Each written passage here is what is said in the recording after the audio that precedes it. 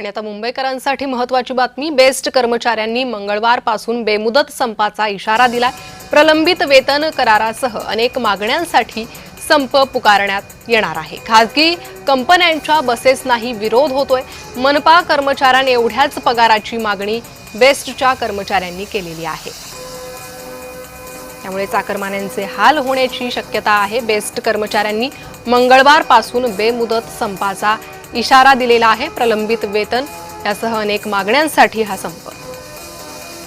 उपोषणाचे हाल केलेले घोषणा केलेले काय बीएसटीतल्या कायम आणि कंत्राटी कर्मचाऱ्यांच्या अनेक दिवसापासून अनेक वर्षापासूनच्या मागण्या प्रलंबित आहेत। मुळात बीएसटीतल्या कायम कर्मचारीचं 16 ते 21 म्हणजे 2016 ते 21चा करार, 21 ते 26चा करार म्हणजे 10 वर्ष करार झालेला नाही। आमची मागणी आहे की आम्हाला 7वा वेतन आयोगाच्या शिफारशी आणि मुंबई महानगरपालिका समकक्ष वेतन करार हवा। आणि अनेक वर्षापासून वाटाघाटी सुरू आहेत। आता मध्ये सुद्धा वाटाघाटी सुरू होते, पण कुठेही निर्णय घेतले गेलेला नाही।